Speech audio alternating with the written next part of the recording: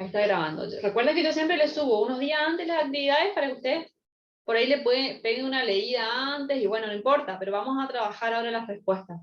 ¿Designaron a una persona?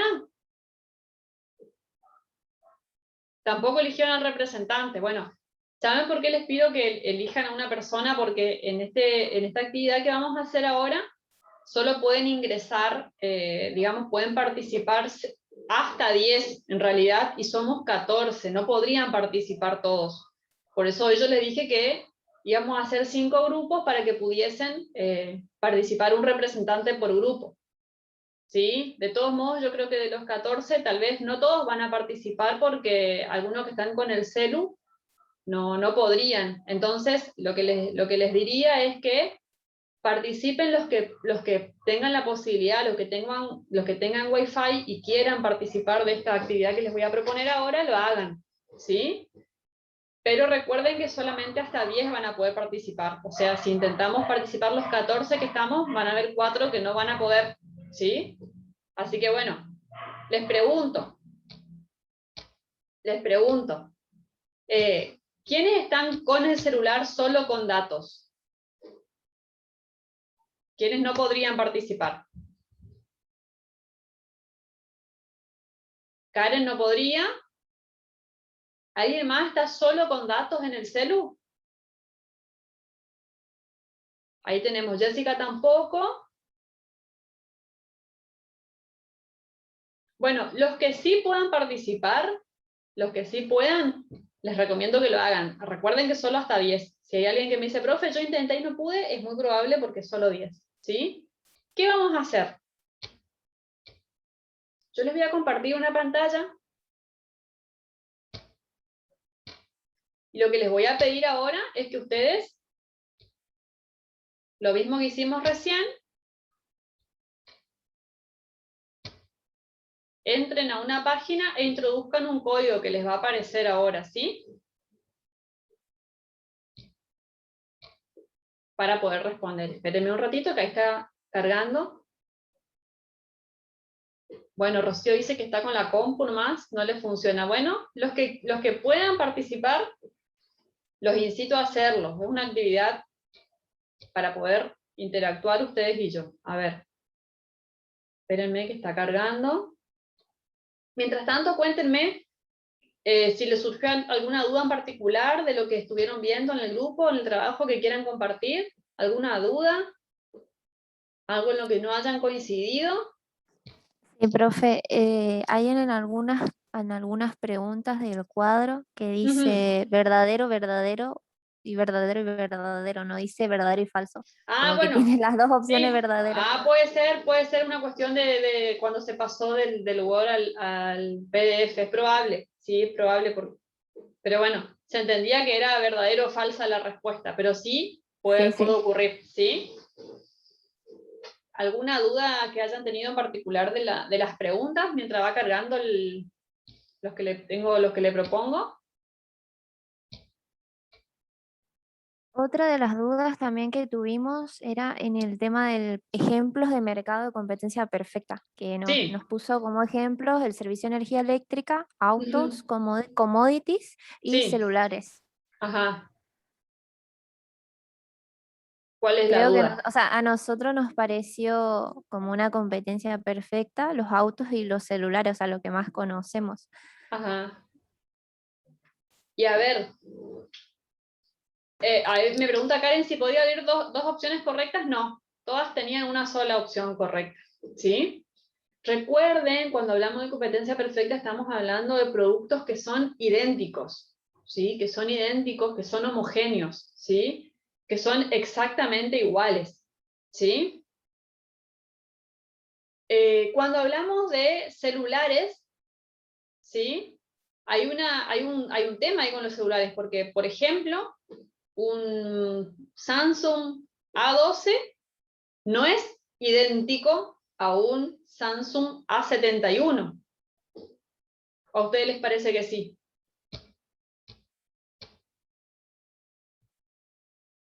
No, no son iguales. Y un auto, por ejemplo, no sé, un Fiat Uno no es idéntico a un Audi. ¿O les parece que sea idéntico? Tampoco. Entonces, la característica de la competencia perfecta es que los productos son idénticos, ¿sí?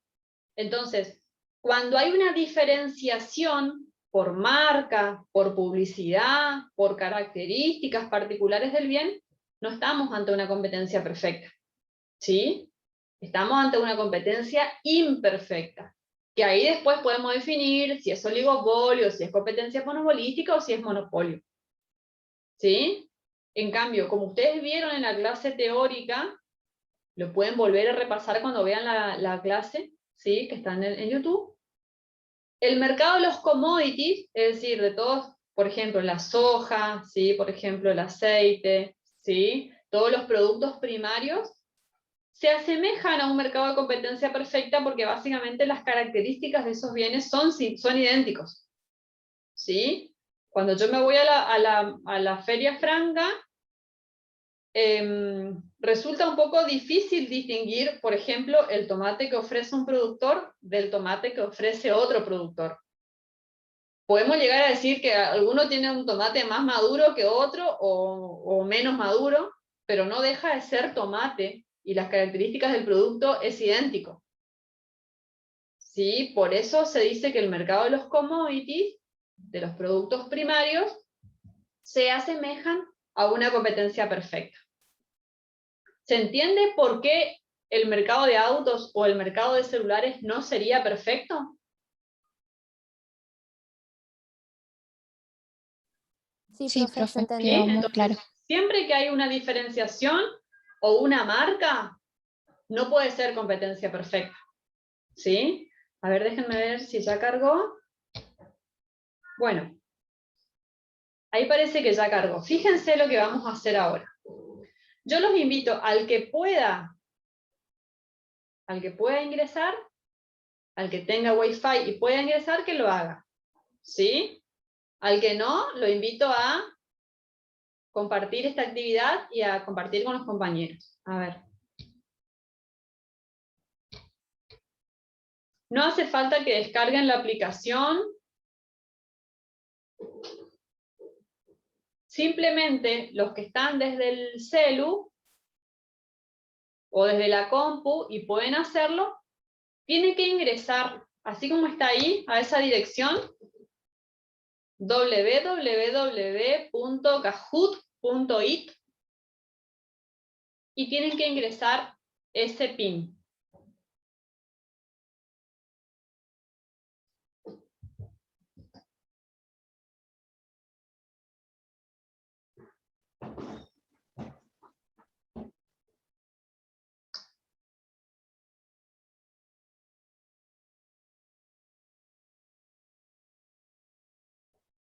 ¿Sí? Ustedes me avisan cuando pueden hacerlo.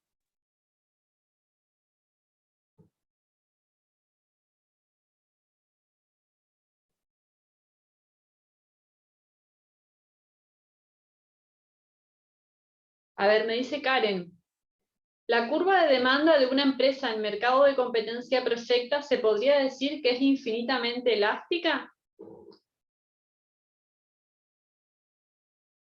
Efectivamente es así, Karen, ¿sí?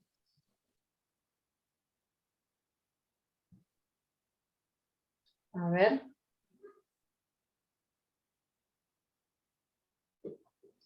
Efectivamente, en un mercado de competencia perfecta, ¿sí? Lo que sucede es que como las empresas no pueden intervenir en el precio, no tienen injerencia en el precio, entonces su curva de demanda es perfectamente o infinitamente elástica, ¿sí? Elástica en el precio de mercado, ¿sí? A ese precio, las empresas de competencia perfecta pueden vender la cantidad que quieran. Si cobran un precio por debajo, ¿sí? No pueden hacer frente a esa demanda y si cobran un precio por encima, no vendería nada.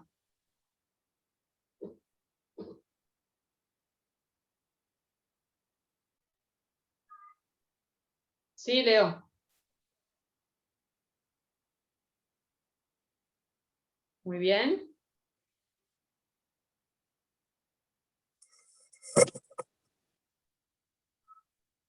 Si Leo, ¿vos querías preguntar algo? El pin es ese que está ahí, exactamente. 88, 95, 21, 211.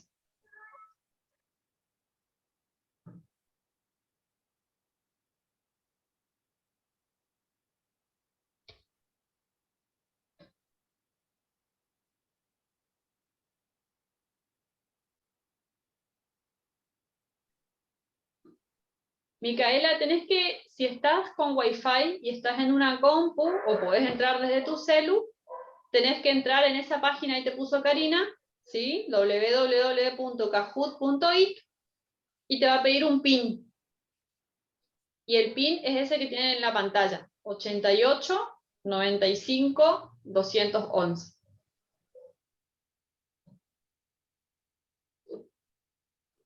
Ahí ya tengo varios participantes.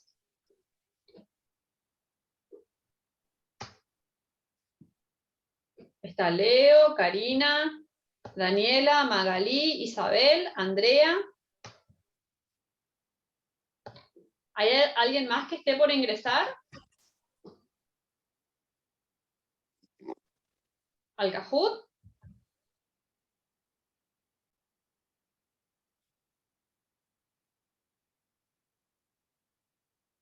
Bueno, ahí Noelia me dice que sí.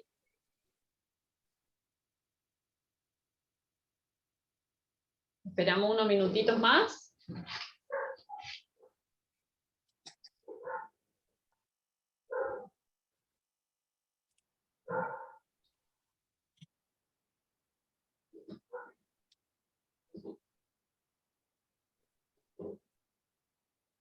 Muy bien, ahí Micaela dice recién ingresó. Ahí está entonces Mica, Leo, Karina, Daniela, Magalí, Isabel y Andrea. Bueno, los chicos, los alumnos que no pueden ingresar, entonces, os invito a ver, a compartir las respuestas, ¿sí?, de los compañeros. ¿Estamos entonces? ¿Estamos listos? ¿Podemos empezar?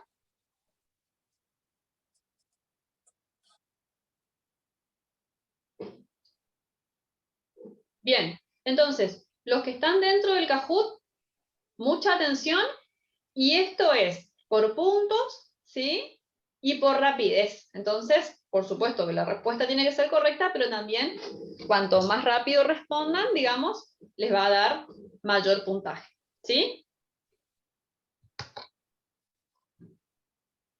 Bien, comencemos entonces. Déjenme que esto reaccione. Modelos de mercado. Atención con la pregunta.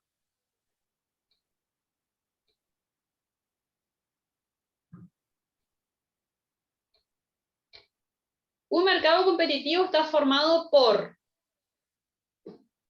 Y ustedes tienen que marcar ahí en su celu o de la compu. Una empresa, muchas empresas, pocas empresas, algunas empresas.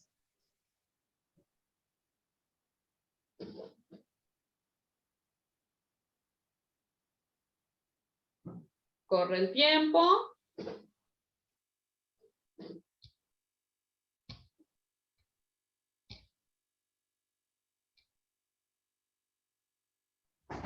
Profe, me adelanté, dice, ¿qué pasó?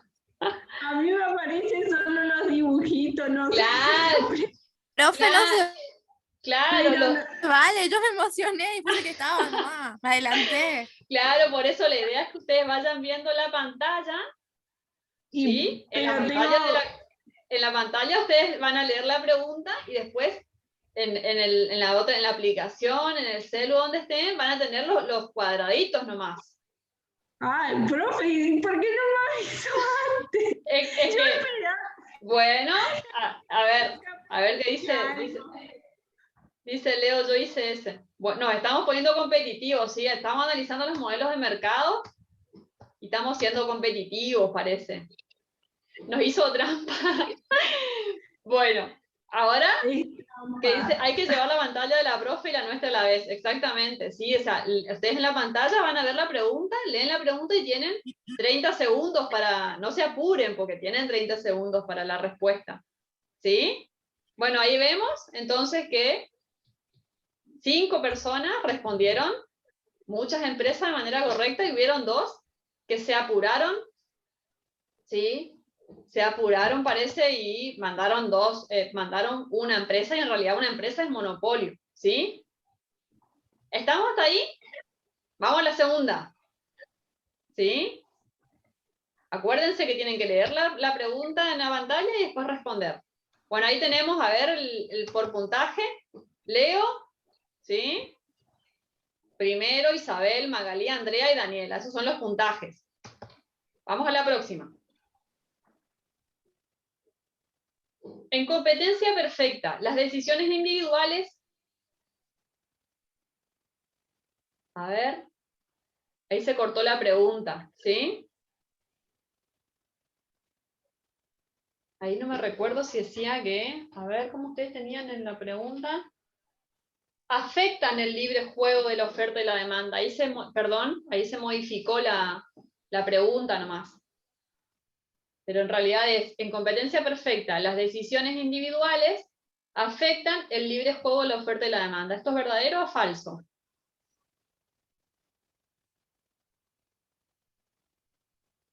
Ahí 4 me dijeron que era verdadero, respondieron de manera incorrecta, y 2 me dijeron que es falso. Ahí les pido disculpas porque ahí se ve que se modificó se corrió la pregunta, ¿sí? Pero en realidad era lo que veíamos hoy. En competencia perfecta, las empresas no pueden intervenir en el precio de mercado, no ejercen ningún control sobre la oferta y la demanda, ¿sí? Eso se determina en el mercado, ¿sí? Ahí dice Leonardo, es falso, yo puse verdadero. Bueno, es que en realidad estaba mal, ahí se corrió la pregunta, ¿sí? Pero efectivamente eso es falso. En competencia perfecta, las empresas no pueden intervenir, ¿sí? En el precio, ¿sí? Ahí tenemos los puntajes. En este caso, Magali, ¿sí? Ganó por tiempo y por acertar. ¿Estamos? ¿Podemos avanzar? Vamos a la próxima. Atención ahí.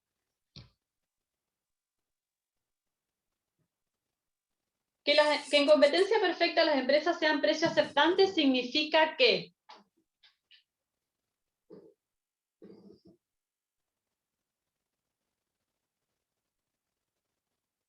a ver. ¿Qué significa que sean precio aceptante las empresas?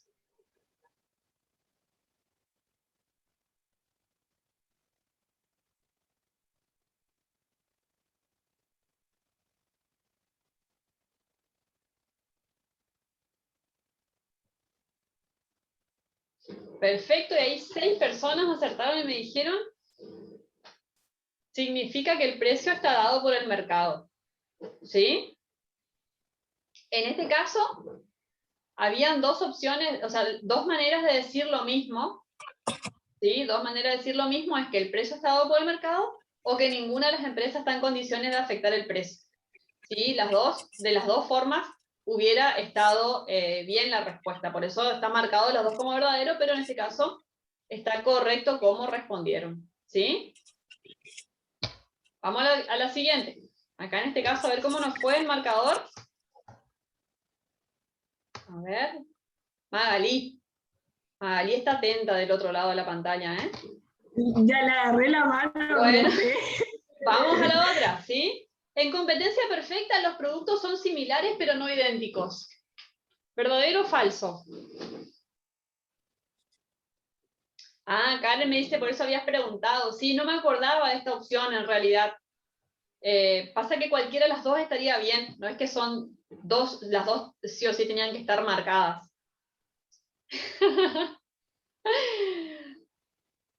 No, no se pichen, a ver. ¿Qué pasó aquí? Los productos son similares pero no idénticos. 5 me dijeron que es verdadero y 2 que es falso. Fíjense lo que dice la consigna, y acá es muy importante porque esto pasa mucho en los exámenes, cuando ustedes leen rápido, ¿sí? leen rápido, pero no están analizando la pregunta. Dice, los productos son similares, pero no idénticos. Y en realidad lo que decíamos hoy era que en competencia perfecta, los productos son idénticos, presentan las mismas características. Por eso, digamos, la característica del producto homogéneo. ¿Sí? A veces estas preguntas que son así medio cortitas y una las lee rápido, hay que tener mucho cuidado con este tipo de proposiciones. Acá, Magalí, ¿sí? Magalí y Micaela van liderando el marcador. Mano a mano. Vamos con la próxima. A ver. Ahí lo que me preguntaban hoy. ¿Ejemplos de mercado de competencia podrían ser? Y acá va a haber trampa porque ya saben la respuesta, que es lo que hablábamos hoy.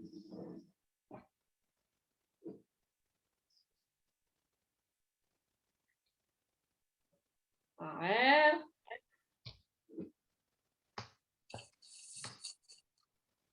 Espera que corra el tiempo.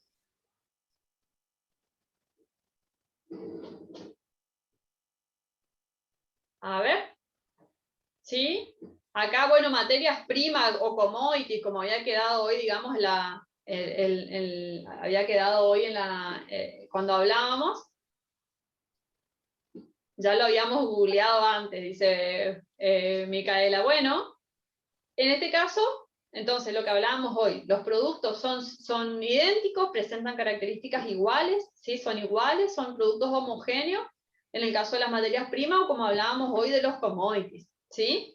Hubo alguien que dijo autos, y era lo que hablábamos hoy. Recuerden que los autos son similares pero no idénticos. Hay características que los diferencian uno de los otros. Entonces, por eso los autos no forman parte del mercado de competencia perfecta. ¿Sí? ¿Se entendió esa característica, no?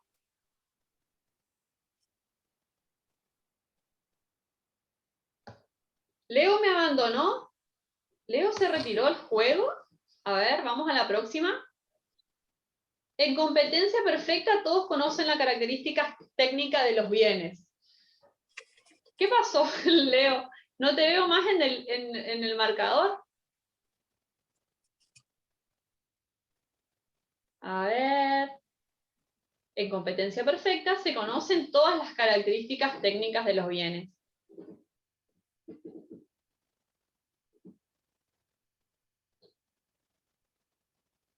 Verdadero, dice Karen. Muy bien, ¿sí? Un 6-1 ahí, efectivamente lo que hablábamos hoy. En competencia perfecta, todos conocen todas las características de los bienes, ¿sí? Y esa es precisamente la característica de la información perfecta, ¿sí? Por eso esa proposición es verdadera. Vamos a la siguiente. Sí, Magalí ahí liderando el podio. Me preocupa Leo, que no lo veo en el marcador. Vamos con la otra. La curva de demanda de una empresa en competencia perfecta es...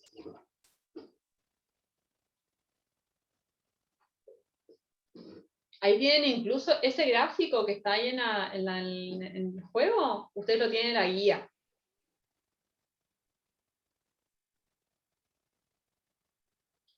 Donde les explica por qué. ¿Sí? ¿Por qué? Karina dice, me apuré y puse mal. Ahí en esa parte de la clase, del video, cuando ustedes vean, le va a explicar, ¿sí? Por qué la curva de demanda de una empresa en competencia perfecta es infinitamente elástica. ¿Qué es lo que hablábamos hoy? ¿Se acuerdan? En el mercado se produce esa interacción entre la oferta y la demanda y generan, constituyen el equilibrio y generan el precio de equilibrio, ¿sí? Y ese precio de equilibrio es el que va a determinar la curva de demanda, ¿sí? De la empresa de competencia perfecta. ¿Sí? Leo dice, estoy, pero contesto lento y me ganan de mano. Bueno, estamos, perfecto entonces. Seguimos.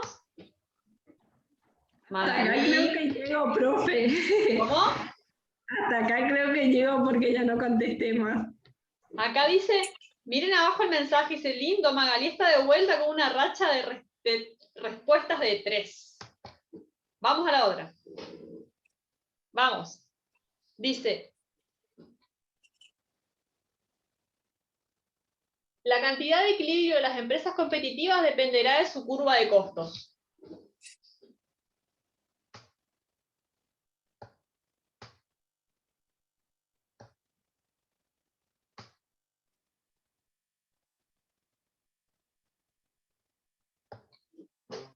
¿Esto es verdadero o es falso? Perfecto, ¿vieron? Decía una parte en la clase que como las empresas no pueden decidir el precio al cual van a vender porque ese precio ya está dado en el mercado, ¿sí? Ya está dado en el mercado, lo que sucede es que a ese precio las empresas tienen que decidir qué cantidad van a vender, ¿sí? Y esa cantidad va a estar determinada por la estructura de costos de la empresa, por la función, la curva de costo marginal que está, que les recomiendo que cuando vean la clase presten atención, ¿sí? Pero como las empresas competitivas no pueden intervenir en el precio, lo que hacen es determinar la cantidad que van a producir en función a su estructura de costos, ¿sí? ¿Estamos hasta ahí? Magalí sigue liderando, ¿sí?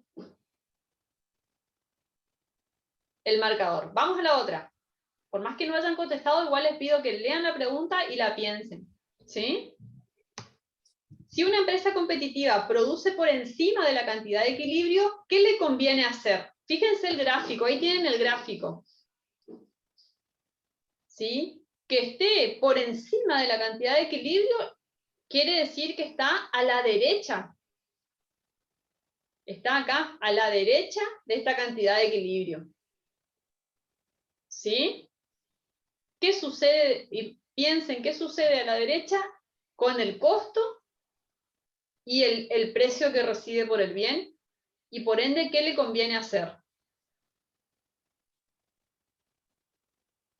¿Subir la producción? ¿Bajar la producción? ¿Producir lo mismo o salir del mercado?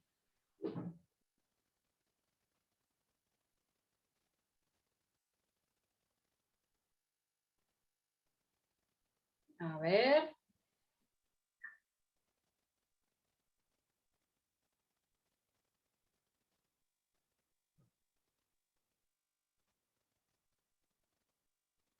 Bien, bajar la producción. Acá estuvo repartida la respuesta, ¿no? Fíjense, ustedes piensen en ese gráfico que veíamos recién, que tienen también en la clase, ¿sí? Si yo me ubico a la derecha del equilibrio, ¿sí? Básicamente lo que digo es salgo del equilibrio. Y yo tengo que volver a ese lugar porque es en el equilibrio donde le conviene producir a la empresa. Entonces, si yo estoy por encima de esa cantidad, lo que tengo que hacer es bajar mi producción para volver a ese equilibrio. ¿Sí? Si yo estoy por debajo de esa cantidad, o sea, si yo me voy hacia la izquierda, lo que tengo que hacer es subir la producción para llegar a ese equilibrio. Lo que la empresa tiene que hacer es producir en esa cantidad de equilibrio. ¿Sí? ¿Se entiende por qué la empresa tiene que bajar la producción?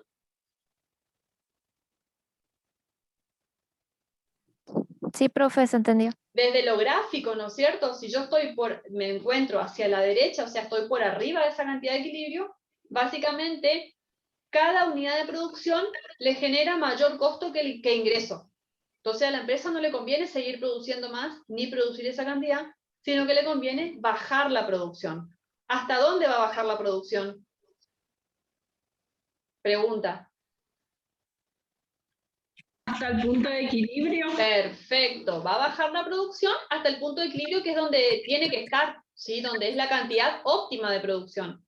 Si me muevo a la derecha o a la izquierda, o sea, si produzco más o menos, yo necesito retornar a ese equilibrio para producir la cantidad óptima. ¿Sí? Perfecto. ¿Vamos a la otra? Vamos al próximo.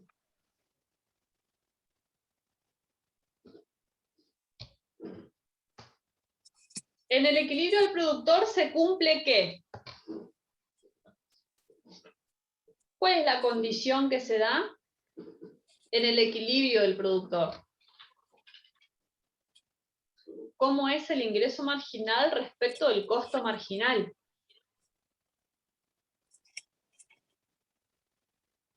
Me mató, dice Micaela. Pensar, ¿no? ¿Qué sucede en ese equilibrio con el ingreso y el costo? Ahí también estuvo repartido, ¿sí? 2 personas respondieron que el ingreso marginal es igual al costo marginal. Cuando yo estoy en el equilibrio, ¿sí? El equilibrio significa que ese nivel de producción me reporta el mismo costo, ¿sí? Que el ingreso marginal. Si yo estoy ¿qué es lo que veíamos recién con el punto anterior? Si yo me ubico en una cantidad por arriba de la cantidad de producción óptima, resulta que el costo marginal es mayor al ingreso marginal, entonces a la empresa le conviene bajar su producción. Y si yo me ubico por debajo del punto de equilibrio, es al revés. El ingreso es mayor que el costo, entonces a la empresa le conviene producir más. Ahora, cuando está en el equilibrio, resulta que el ingreso marginal es igual al costo marginal. Entonces el productor no tiene incentivos a salir de ese equilibrio, no tiene incentivos a producir más o a producir menos. ¿Se entiende por qué se da esa condición en el equilibrio?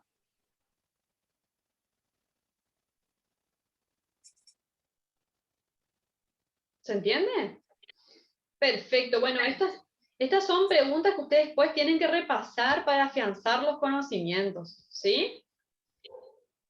Magalí sigue liderando. Vamos con la próxima. A ver.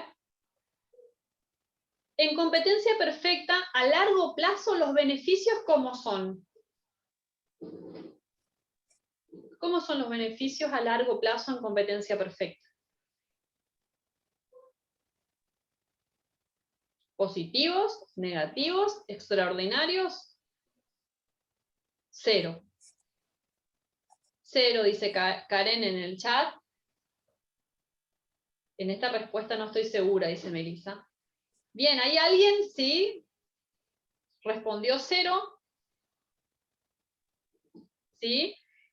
Una de las características de la competencia perfecta a largo plazo, precisamente es que los beneficios son 0. ¿Sí? Quiere decir que son nulos, decíamos nosotros. Que después hay otra pregunta después para que entender qué significa eso. ¿Qué sucede en la competencia perfecta? Recuerden que una de las características es que en competencia perfecta hay libre entrada y salida de empresas. ¿Qué quiere decir?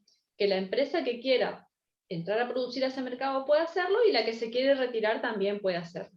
Entonces, ¿qué sucede en este tipo de mercados? Cuando, por ejemplo, en el corto plazo, ¿sí? Hay beneficios extraordinarios, o sea, las empresas empiezan a ganar dinero. Como la característica de la competencia perfecta es que hay libre entrada de empresas, muchas empresas van a entrar al mercado de competencia perfecta. Eso es lo que dice, ¿sí? la teoría de la competencia perfecta. Entonces, cuando muchas empresas entren al mercado, eso va a hacer aumentar la oferta, la va a desplazar a la oferta de mercado, ¿sí? Haciendo bajar el precio y entonces, en definitiva, a largo plazo, los resultados, o sea, los beneficios van a ser 0. ¿Por qué? Porque van a seguir ingresando tanta cantidad de empresas como sean necesarias hasta que de repente desaparecen esos beneficios extraordinarios porque el precio empieza a bajar. ¿Sí? Y esa es una característica de competencia perfecta. Que ese ajuste, ¿sí? Por el cual ingresan y salen empresas del mercado hace que a largo plazo los beneficios sean 0. ¿Se entiende por qué es 0 los beneficios a largo plazo en competencia perfecta?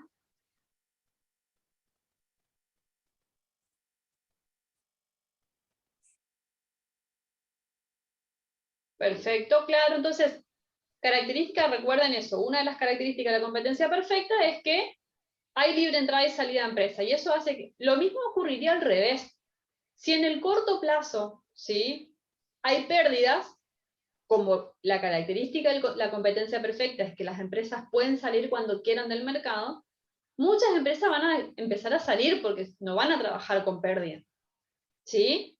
Entonces, al salir muchas empresas, la oferta de mercado empieza a ser cada vez menor y entonces los precios empiezan a subir y por ende los beneficios también empiezan a subir o al menos a desaparecer las pérdidas. Entonces a largo plazo siempre se tiende a un beneficio nulo. ¿Sí?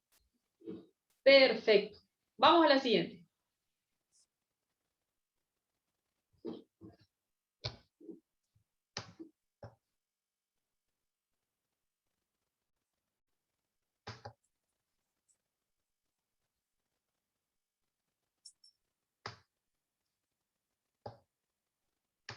Dice, los beneficios positivos en competencia perfecta atraerán nuevas empresas desplazando la curva de demanda a la derecha.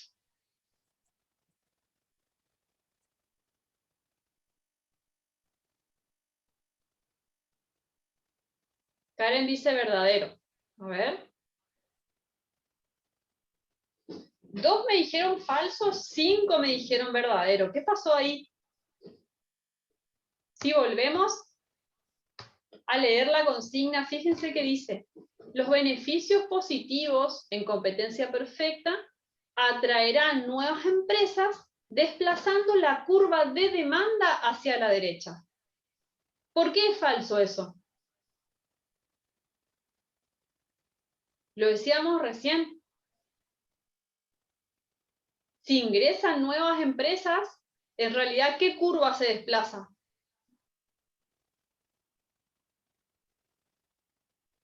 La oferta. La oferta es la que se desplaza a la derecha, no la demanda. Entonces, fíjense cómo estos tipos de ejercicios pueden empezar linda la oración, convencernos de que lo que está escrito es verdadero, pero en realidad hay una palabra que cambia todo el sentido de la oración. ¿Sí? Porque la primera parte es cierto, los beneficios van a traer nuevas empresas, es cierto. Y va a haber un desplazamiento a la derecha, también es cierto, pero en realidad lo que se va a desplazar no va a ser la demanda, sino que va a ser la oferta. ¿Sí? Magalí sigue liderando el podio. Vamos a la segunda, vamos que falta poco ya para terminar.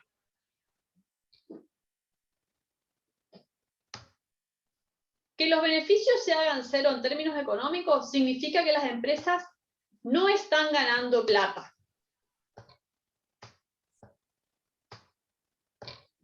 ¿Verdadero o falso?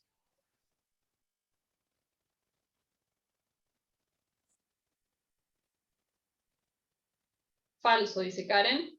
Falso, y efectivamente eso es falso, porque ustedes cuando vuelvan a ver la clase de esta unidad, el profe les explicaba que sea cero no significa que no están ganando plata. Que sea cero, los beneficios sean cero, quiere decir que todos los factores productivos están recibiendo la retribución, ¿sí? Una retribución adecuada, es decir, todos los trabajadores están recibiendo su salario, toda la tierra está recibiendo su renta, ¿sí? Todo el capital está recibiendo su interés, es decir, están todos los factores productivos debidamente remunerados, de manera tal que no hay nadie que no esté siendo pagado o factores que estén siendo pagados, digamos, por encima de lo que debiesen. Eso significa que en competencia perfecta, a largo plazo, los beneficios sean cero. No es que no estoy ganando plata.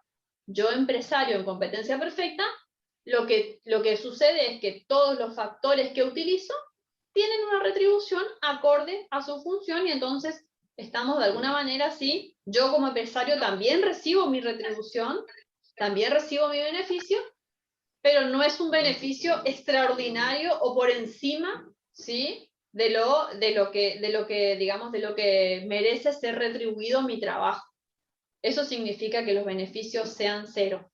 No que hay gente que si no, sí, porque a veces uno dice beneficio cero y lo primero que piensa es, güey, pero no está ganando nada. No, en realidad no es así. ¿Sí? Todos los factores se encuentran debidamente, ¿sí? Retribuidos. ¿Se entiende?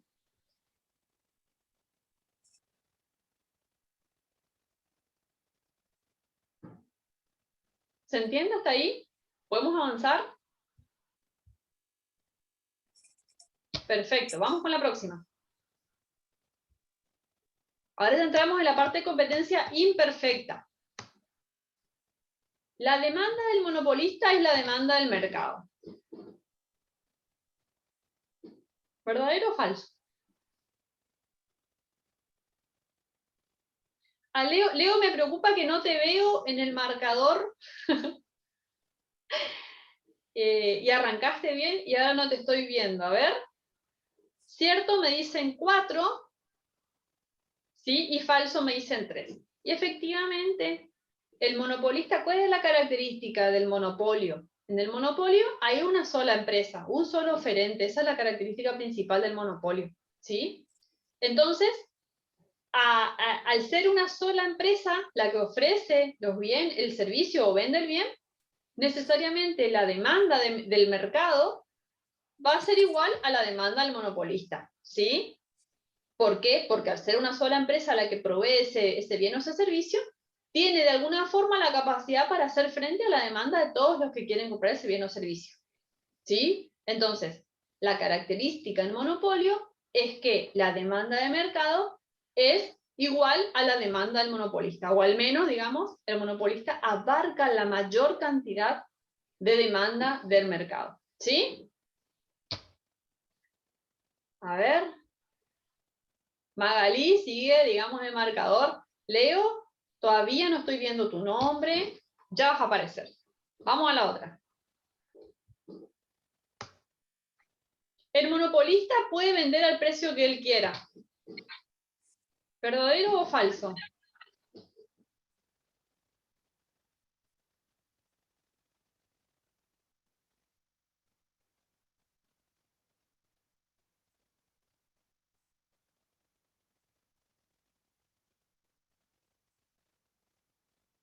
Falso, y efectivamente, sí, eso es falso, porque recuerden, cuando lean la teoría, van a ver que el monopolista no puede vender al precio que él quiera, porque tiene un condicionante. Ustedes imagínense que, por ejemplo, ENSA de repente diga, bueno, a partir de hoy voy a cobrar 10.000 pesos por cada kilowatt de energía eléctrica que consumen las familias de Posadas.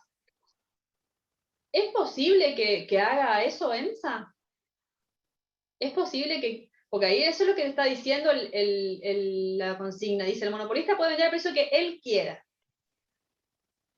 Y no puede, como dice Micaela, Karen, no se puede porque hay una demanda que de alguna forma está presionando sobre ese precio, ¿sí? Está condicionando la conducta del monopolista.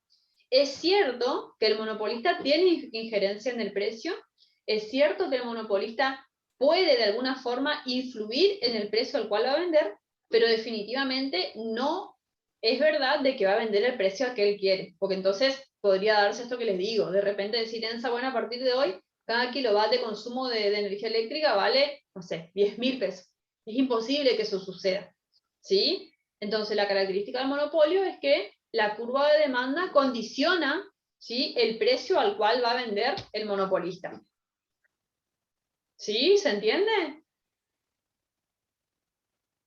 ¿Se entiende por qué el monopolista no puede vender al precio que él quiere?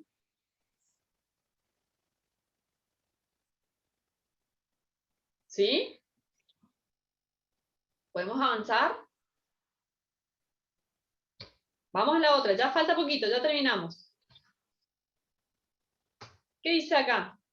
La curva de demanda de un monopolio, ¿cómo es?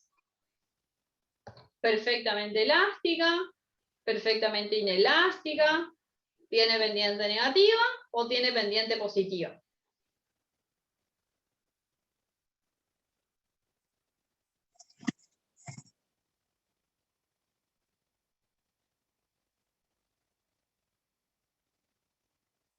Bueno, ahí algo le está ya mostrando el gráfico, ¿no? Les da una ayudita ahí. Sí, efectivamente, la curva de demanda de un monopolio tiene pendiente negativa, que a diferencia de la demanda a la cual se enfrenta, recuerden que recién veíamos que en competencia perfecta, la curva de demanda es infinitamente elástica, ¿sí? O en el caso de un monopolio, la curva de demanda tiene pendiente negativa. ¿Y por qué tiene pendiente negativa? La pendiente negativa de la curva de demanda se ve reflejado en el poder de mercado que tiene el monopolista. Al poder influir en el precio, entonces, si decide vender a un precio mayor, necesariamente va a vender menores cantidades. Si decide vender a un precio menor, va a vender mayores cantidades. Por eso la curva de demanda a la cual se enfrenta un monopolista tiene pendiente negativa, ¿sí? Porque puede el monopolista decidir el precio al cual va a vender, tiene poder de mercado, ¿sí? Perfecto, ahí estamos, seguimos. Vamos con la próxima. Dice, una de las causas del monopolio es el control excesivo de un factor de producción. ¿Verdadero o falso?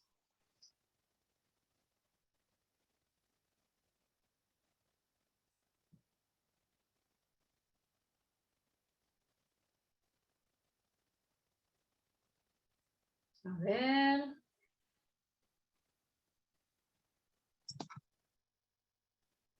¿Verdadero? Dicen en el chat. Sí, efectivamente eso es verdadero. ¿Sí? Uno de los motivos por los cuales se puede generar un monopolio es que efectivamente haya alguna empresa que tenga o que controle algún factor de producción en particular. Entonces, ese control excesivo de ese factor de producción haga que él tenga un poder sobre ese mercado, que sea el único oferente, ¿sí? Y que por ende se transforme en monopolista, ¿sí? Entonces, es verdadero, ¿sí? Que uno de los motivos por el cual se crea un monopolio es el control excesivo de un factor productivo. ¿Sí? Perfecto. Vamos a los dos últimos y ya terminamos. Dice, en competencia monopolística hay pocas empresas venden productos similares pero no idénticos. Este ya es otro tipo de mercado imperfecto, la competencia monopolística. ¿Eso es verdadero o es falso?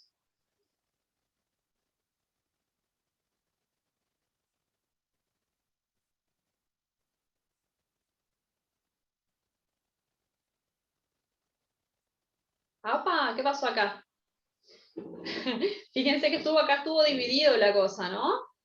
3 personas me dijeron que es falso y 4 que es verdadero.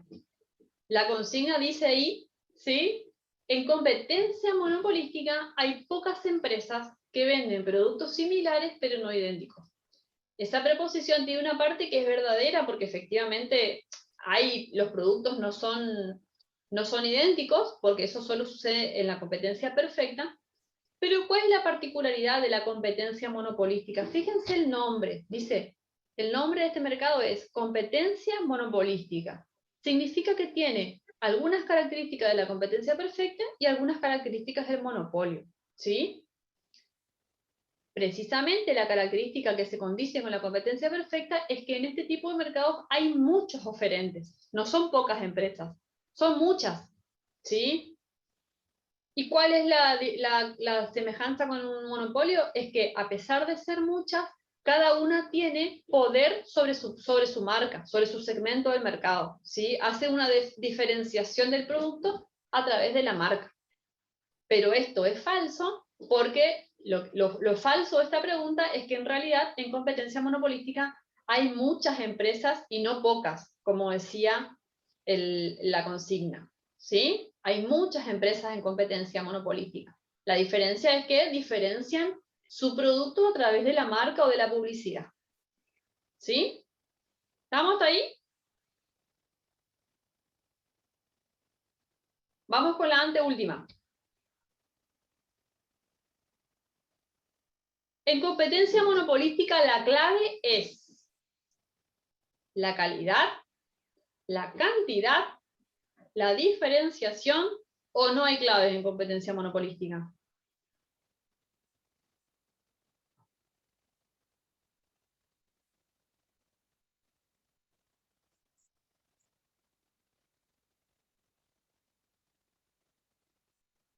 No hay clave, dice Karen. Bueno, acá hay una persona que la acertó, donde la diferencia, la clave es la diferenciación, ¿sí? Que era lo que hablábamos recién. En competencia monopolística son tantos los productores, los oferentes, pero en realidad se diferencian por la marca. Hacen una diferenciación a través de la publicidad. Por ejemplo, y acá viene el claro ejemplo del mercado de autos que hablábamos hoy, ¿se acuerdan? Ustedes, por ahí algunos grupos tenían la confusión decía el mercado de autos era un mercado de competencia perfecta, porque se imaginaban como que hay muchos vendedores de autos. Y yo les decía, claro, hay muchos, pero los productos no son idénticos, que es la característica de la competencia perfecta.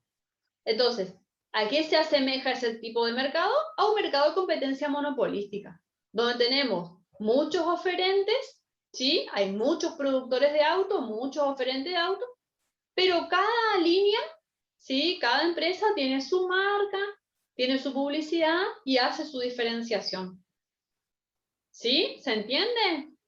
¿Por qué la clave es la diferenciación? ¿Se entiende? Perfecto. Bueno, y vamos a la última.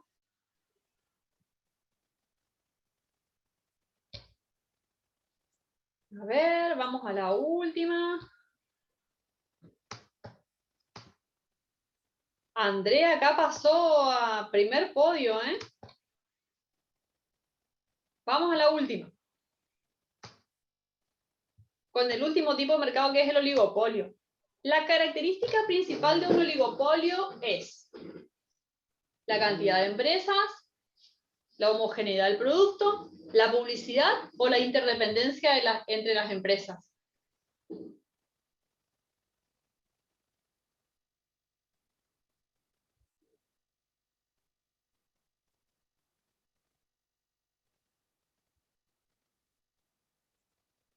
Ver la interdependencia entre las empresas. Hubieron 3 personas que respondieron de manera correcta, ¿sí? Y 3 que dijeron la cantidad. La característica principal de un oligopolio precisamente es la interdependencia. ¿Por qué? El oligopolio se caracteriza por tener pocas empresas, ¿sí? Si tenemos 2, lo llamamos duopolio. Si tenemos poco más que 2, pero pocos, ¿sí? Una poca cantidad, estamos hablando de un oligopolio. Pero la característica principal de los oligopolios es que precisamente hay una interdependencia entre estas empresas, es decir, cada una está observando lo que hace la otra empresa y en función a eso toma sus decisiones. Y ahí ustedes van a leer en la bibliografía que hay diferentes tipos de oligopolios, están los cárteles, ¿sí? Que es cuando las empresas se ponen de acuerdo, o muchas veces sucede que las empresas no llegan a un acuerdo, sino que empiezan a generar una guerra de precios, ¿sí? A ver, les doy un ejemplo. ¿Cuál sería un ejemplo de oligopolio? ¿Sí? Hoy, si nosotros pensamos en la telefonía móvil, por ejemplo, tenemos Personal, Claro y Movistar, ¿no es cierto? Más o menos por ahí andamos, ¿no? Donde cada una de estas 3 empresas tiene, digamos, ofrece un producto que es, de alguna forma es similar, porque todos ofrecen un paquete de 4G, todos ofrecen el WhatsApp, todos ofrecen, digamos, mensajes de texto, llamada y demás. Pero cada uno hace su diferenciación porque hace su publicidad, hace su propaganda y demás. Pero ¿a quién no le pasó que, por ejemplo, teniendo Personal, lo llaman de Claro y le dicen, nosotros te estamos llamando de Claro, vamos a ofrecer tal o cual producto para que vos te cambies de Personal a Claro? ¿Le pasó alguna vez eso? Y entonces le ofrecen productos más baratos, combos para que ustedes se puedan cambiar. Entonces, ¿qué hace? Claro está constantemente viendo, yo digo Claro como un ejemplo, ¿no? Constantemente viendo qué es lo que hace Personal y ver cómo mejora esa propuesta para atraer a las personas a su empresa. Entonces, eso es la característica del oligopolio cuando hablamos de interdependencia. Cada empresa está viendo lo que hace la otra, ¿sí? Para poder tomar sus decisiones, ¿sí? Y esa es la característica principal del oligopolio, ¿sí? Muy bien, chicos, miren, acá tenemos entonces el podio final, ¿sí? Los 3 primeros lugares, tenemos Magalí, felicidades, le sigue Andrea, y finalmente Daniela, y me preocupa, Leo, ¿qué pasó? ¿Sí? Muy bien, perfecto. Bueno, chicos, queremos revancha, ya va a haber revancha, sí, bueno, me alegro que hayan podido participar, sí, efectivamente, que hayan podido participar, les agradezco la participación a todos, sí, siempre la buena onda, Y bueno, con esto nosotros cerramos el repaso de la bolilla número 7. Recuerden que ustedes tienen el ejercicio en el aula virtual, ¿sí? Tienen el ejercicio de la unidad 7 también para que lo hagan, ¿sí? Y para cerrar, siento que gané la poseada, dice Magali, me encanta. Bueno, para cerrar, yo les tenía preparado la resolución de un ejercicio, ¿sí? Que si ustedes me permiten, les voy a mostrar un ejemplo, que se acuerdan que nos había quedado pendiente la clase pasada cuando veíamos la bolilla número 6, que por ahí algunos tenían algunas dificultades con los gráficos de mercado, ¿se acuerdan? Bueno, por una cuestión de tiempo nomás, la idea era que trabajemos en grupos pequeños, pero bueno, se nos fue un poquito la tarde, pero me alegro que por lo menos haya sido entretenida.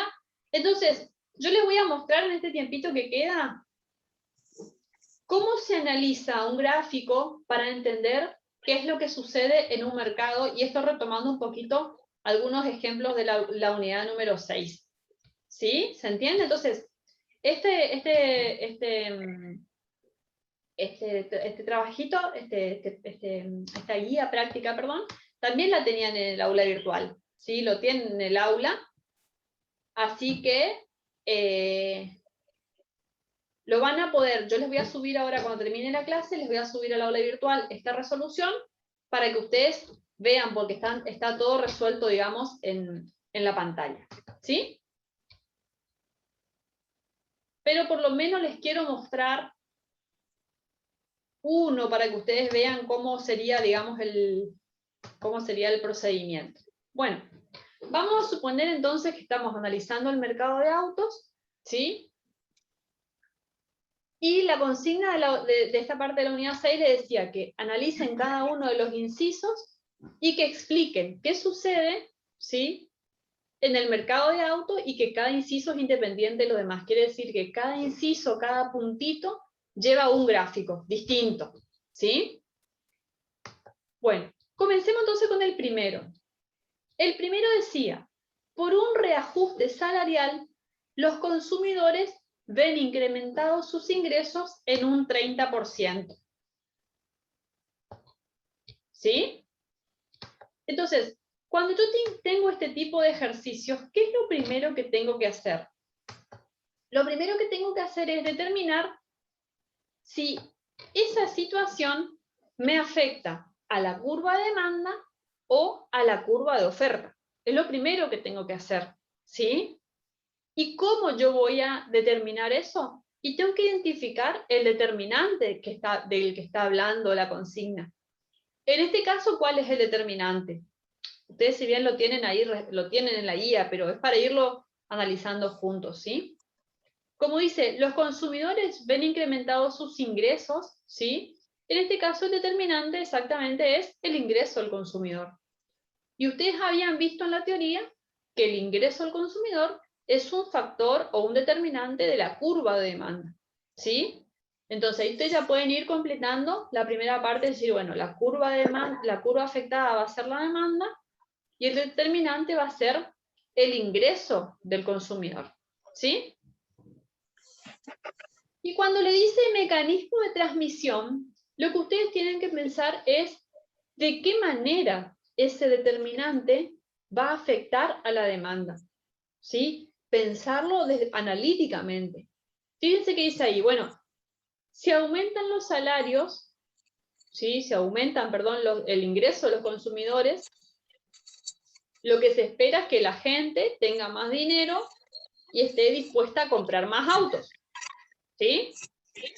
Entonces, eso va a hacer aumentar la demanda de autos, ¿sí? Y ahora les pregunto, ¿qué sucede? ¿Qué significa que aumente la demanda de autos? ¿Qué va a pasar con la curva de demanda de autos? ¿Qué va a suceder?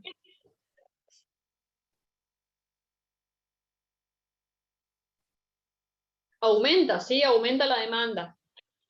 Hay un micrófono que está activado, dicen los compañeros, y efectivamente está generando retorno, ¿sí? Aumenta, Karina, pero ¿qué sucede gráficamente entonces? Se desplaza hacia la derecha, perfecto. Entonces, a ver si me pasa acá. Va a suceder esto.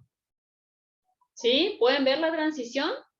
¿Vieron que la curva de demanda ahora se desplaza hacia la derecha? Fíjense que acá en el gráfico siempre se parte de un equilibrio, ¿sí? Donde tenemos este punto de equilibrio, tenemos un P sub 1 y un Q sub 1 que son la situación inicial. Siempre partimos de ahí, ¿sí? Esa es la situación inicial para todos los ítems. Y a partir de esa situación tenemos que ver si las curvas se desplazan o si no, si hay un movimiento solo a lo largo de la curva. ¿Sí? ¿Qué va a suceder entonces cuando la curva se desplaza hacia la derecha? Yo voy a tener un nuevo punto de equilibrio. La O es la oferta, Andrea. Oferta y demanda. ¿Sí? La curva de oferta y la curva de demanda. ¿Estamos? Entonces, cuando la curva de demanda se desplaza hacia la derecha, que fue lo que vimos recién, hay un nuevo equilibrio, ¿sí? Y ese nuevo equilibrio se da donde la nueva curva de demanda, esta nueva curva que está en rojo, corta a la curva de oferta que no se modificó, ¿sí?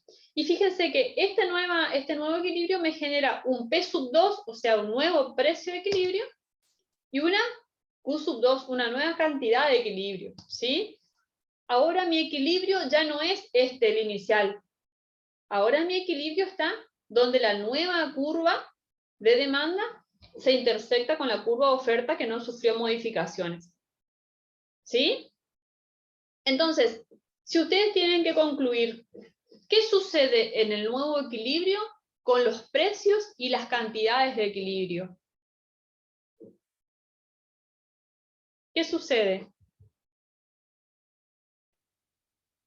¿Qué pasó con los precios y las cantidades?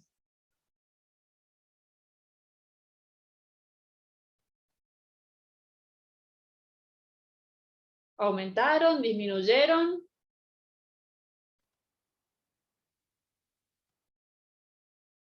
¿Por qué decís que bajaron, Karen?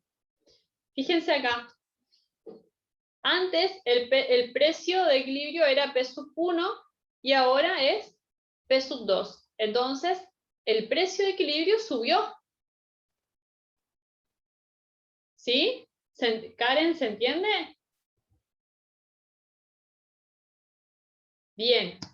Y las cantidades lo mismo. Antes eran Q sub 1 y ahora las cantidades aumentaron a Q sub 2. Entonces el equilibrio en este caso aumentó.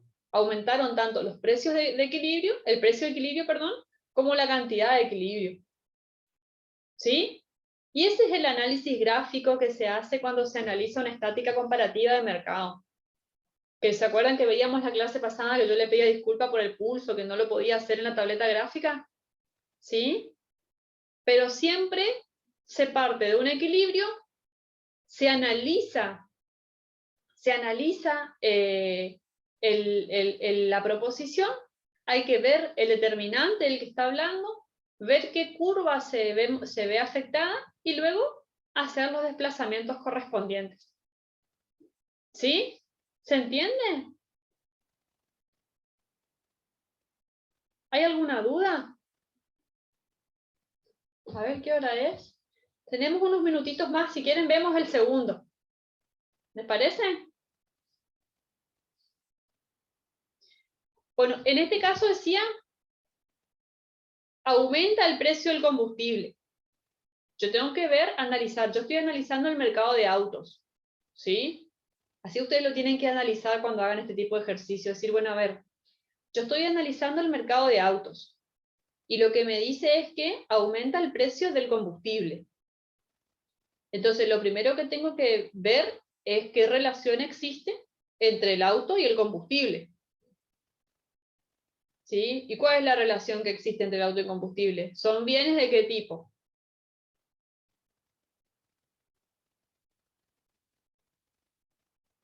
Complementarios, perfecto, es decir, se usan de manera conjunta. Entonces, al ser bienes complementarios, nosotros sabemos que el precio de los bienes complementarios afectan a la curva de demanda. Entonces yo ya tengo la primera parte del ejercicio ya lo tengo resuelto, ¿sí? Que es esta parte acá. Encontré el determinante y por ende sé a qué curva va a afectar esa situación, ¿sí? ¿Cuál es el mecanismo de transmisión que tenemos que pensar? Digo, bueno, si aumenta el precio del combustible, van a haber muchas personas que decidan, ¿sí?, dejar de comprar autos o dejar de consumir autos porque precisamente está caro el combustible y elijan otros medios de movilidad que no sea el auto, ¿sí? Por ejemplo, que se compren una moto, que es más económico, o por ejemplo, prefieren andar en colectivo, o por ejemplo, prefieren andar en bicicleta, ¿sí?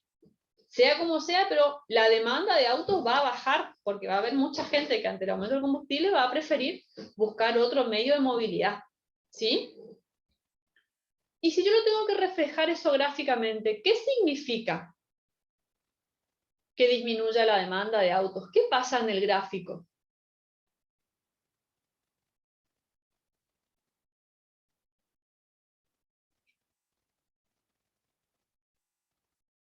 La curva de demanda se desplaza hacia la izquierda, ¿sí? Exacto, Karen, hacia la izquierda.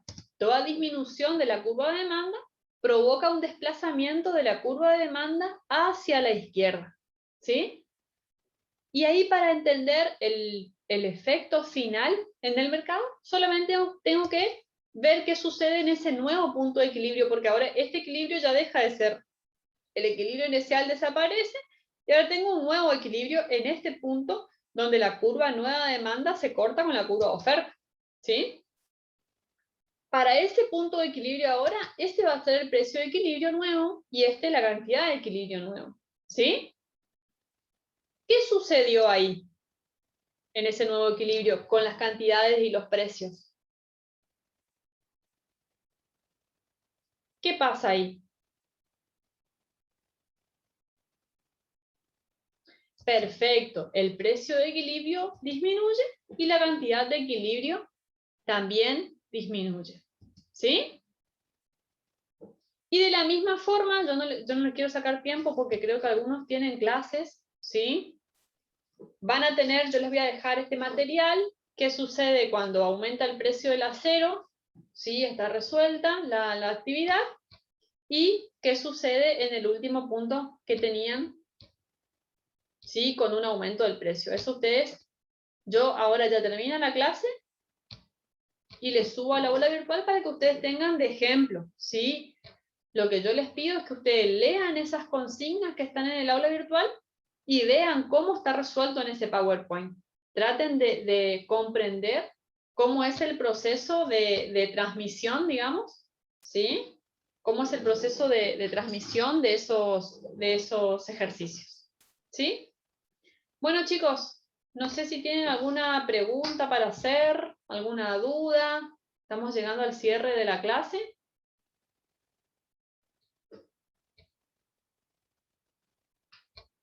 Muy bien, Andrea. Si no hay preguntas, voy a dar entonces por finalizada la grabación mientras...